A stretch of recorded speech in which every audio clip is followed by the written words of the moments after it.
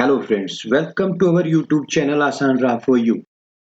ओम श्री गणेशाय नमः। आज हम इस वीडियो में बात करेंगे साल 2021 में माघ माह के संकट या तिल चौथ व्रत की शुभ तिथि, पूजा विधि, मंत्र भोग और चंद्रोदय समय के बारे में, इसलिए वीडियो को अंत तक जरूर देखें। साल के प्रत्येक माह कृष्ण और शुक्ल पक्ष में चतुर्थी तिथि आती है, लेकिन अगर हम बात करें माघ माह के कृष्ण पक्ष की चतुर्थी की, तो यह साल में आने वाली सभी चतुर्थी तिथियों में सबसे महत्वपूर्ण मानी जाती है। इसे संकट चौथ, माही चौथ, तिल चौथ या वक्रतुंडी चौथ आदि नामों से भी जाना जाता है। शास्त्रों के अनुसार श्री विघ्नहर्ता की पूजा अर्चना और व्रत करने से व्यक्ति के समस्त संकट दूर होते हैं। इस तिथि को महिलाओं द्वारा अपने घर के सदस्यों और खासकर संतान की लंबी आयु व उनकी सफलता की कामना के साथ निर्जल उपवास किया जाता है और रात्रि को चंद्र उदय होने के पश्चात चंद्रमा को अर्घ देकर ही व्रत संपन्न किया जाता है। संकट चौथ शुभ मुहूर्त। गणेश संकट चौथ व्रत की तिथि होगी 31 जनवरी रविवार को। चतुर्थी तिथि प्रारंभ होगी 31 जनवरी रात्रि 8:24 से। चतुर्थी तिथि समाप्त होगी 1 फरवरी शाम 6:24 पर। संकट चौथ के दिन चंद्रोदय का समय होगा रात्रि 8:40 पर। आइए बात करते हैं संकट चौथ पूजा विधि के बारे में। श्री गणेश मंगल मूर्ति है, इनके पूजन व दर्शन का विशेष महत्व है। संकट चौथ के दिन भगवान गणेश जी और माता पार्वती की विधिवत पूजा अर्चना करनी चाहिए। इस दिन ब्रह्म मुहूर्त में उठकर स्नान ध्यान के बाद तारों की छाव में ही व्रत प्रारंभ करते हुए निर्जल व्रत का संकल्प लें।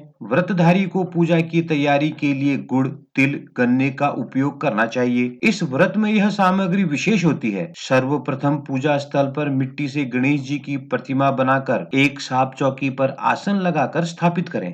अब एक कलश में सुपारी सिक्का डालकर कलश की स्थापना करें। प्रतिमा स्थापित करने के बाद विधि पूर्वक भगवान गणेश जी व पूरे शिव परिवार का पूजन करें। पूजा में गणेश जी को तिलक कर धूप दीप जलाकर दुर्वा अर्पित करें और भोग स्वरूप तिल के बने लड्डू व गुड़ अर्पित करें। और अब गणेश जी के मंत्र ओम गंग गणपते नमः का जाप कर कथा आरती व चालीसा का पाठ करें। संकट चौथ चंद्रोदय पूजन। संकट चौथ के दिन चंद्र पूजन का खास महत्व है। चतुर्थी के दिन शाम चंद्रोदय के समय व्रतधारी को चंद्र पूजन की तैयारी करनी चाहिए। मान्यता है कि चतुर्थी के चांद को सीधे न देखते हुए जल की छांव में ही इसके दर्शन करने चाहिए या फिर नीचे देखते हुए चंद्रमा को जल का अर्घ देना चाहिए। चंद्रमा को अर्घ देने के बाद धूप दीप कर तिल व गुड़ भगवान चंद्रदेव को अर्पित कर उनका आशीर्वाद लेना चाहिए। माघी संकट चौथ व्रत कथा। पौराणिक कथा के अनुसार एक बार माँ पार्वती स्नान करने गई। स्नान घर के बाहर उन्होंने पुत्र गणेश को रखवाली का आदेश देते हुए खड़ा कर दिया